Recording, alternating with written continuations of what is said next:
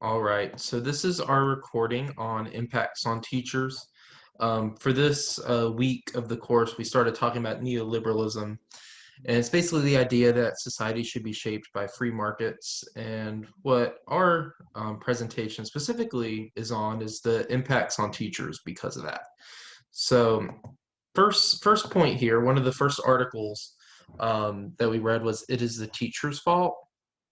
And basically, the purpose of this article was discussing how a lot of parents like to blame teachers for different things. So, an example of this would be a tweet from a parent who's kind of angry because she believed her daughter was traumatized because a teacher voted on something that went against civil rights for students, when really the decision she made had nothing to do with civil rights for students. So she was a little misinformed there.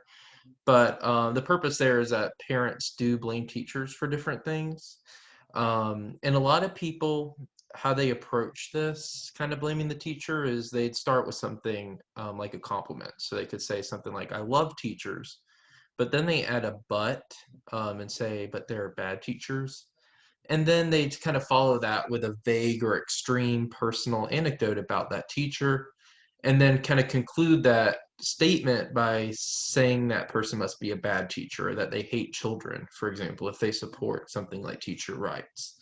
Another common thing that we see is teachers are blamed for being socialist. But in reality, there's a very small minority of teachers who, purposely try to harm students, which leads us here to the bad teacher. It's kind of the stereotype that's created based on it's all the teacher's fault comments. It kind of develops into the stereotype of a bad teacher. And the bad teacher, the kind of stereotype of that is kind of describing them as uncaring or a self-interested bureaucrat, someone who's disinterested in students or doesn't care about their job. But oftentimes this is pretty much just a hologram of how that specific parent or child perceives that teacher. Maybe using words like lazy or abusive or hard grader or even too easy of a teacher, or grader rather.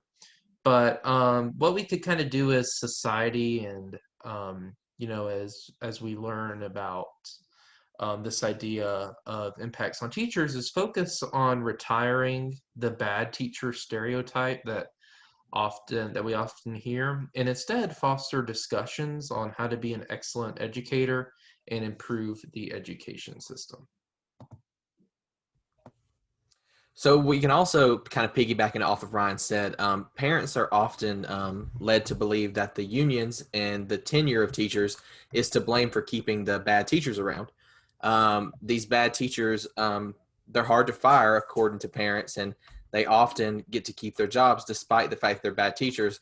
But in reality, all that the unions and tenure do is just provide teachers with the better job security and prevent them from being fired unjustly. An example of this is the Vergara versus California court case. In this court case, a group of students came out against tenure and teacher unions, saying that they were prohibiting the teachers from being good teachers and made them keep bad teachers.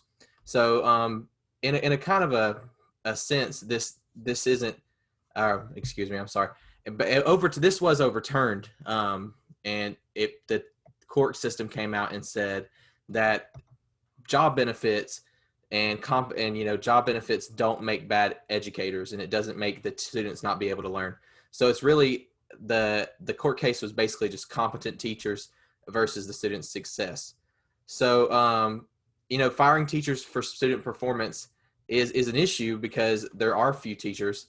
The evaluation systems are often standardized, so there isn't a gear on how students learn and if they learn and what they learn. It's based just on standardized testing. So instead of doing these evaluations and, judging the teachers, we should train the teachers to be great teachers instead of bad teachers, giving them sufficient training and even mentorships with other great teachers and removing the profit incentives.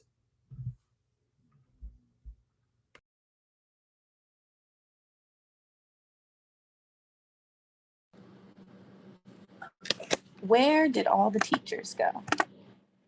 Teachers are coming in and leaving right back out of this education system. There are many different reasons that have led to this. Administrators are not advocating and supporting their faculty like they should. Teachers are having a hard time with the lack of say when it comes to conditions they work in, such as class size. But pay is also a large contribution to the lack of teachers. They tend to make about 17% less than people who earn degrees in things other than education. Along with the lack of pay, they are having to contribute their own money towards classroom supplies, making their earnings seem even less. There's also a fear of being replaced by younger, more inexperienced teachers. This is because a teacher of lesser experience can be paid less than a seasoned teacher. Next slide. What is the economic incentive to make teachers' jobs conditions terrible?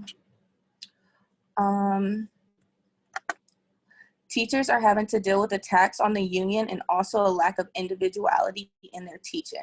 Economically, this makes sense because it allows for the school system to cut back on costs, but it's causing teachers to quit due to boredom and not being able to express themselves through their lessons.